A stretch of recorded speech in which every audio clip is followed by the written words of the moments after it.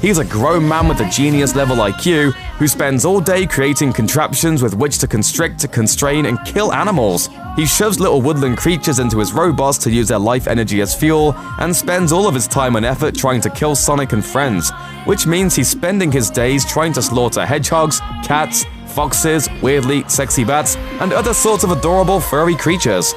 Every humiliation at the Hedgehog's hands will be returned 1,000-fold by my unstoppable creation.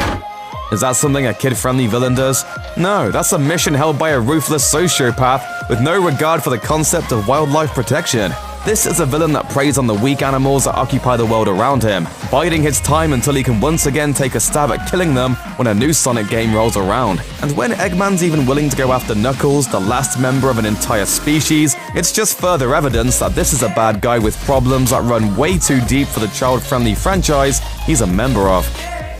The 2006 Sonic the Hedgehog title is a game that nearly destroyed the character's reputation.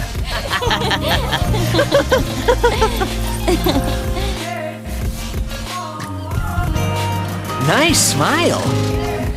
It's infamous for a lot of reasons. Tons of glitches, troublesome gameplay design choices, and a convoluted narrative are the most glaring issues when it comes to discussing this game's flaws. There are more subtle problems lurking throughout too. Most notably, its unsettling romantic elements. I was able to be myself. A girl. It sounds like being a princess isn't that easy.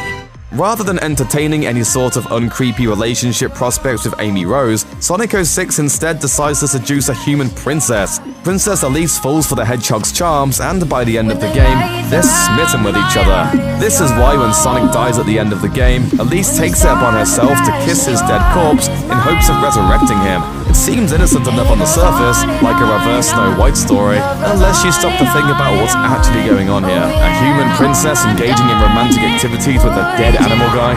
Even if it's not frowned upon in the Sonic universe, it's definitely an open invitation for all sorts of diseases, and frankly, just plain uncomfortable to watch. Well, unfortunately, it's just one of the many reasons that everyone's favorite hedgehog is a serious contender for being diagnosed with ADHD.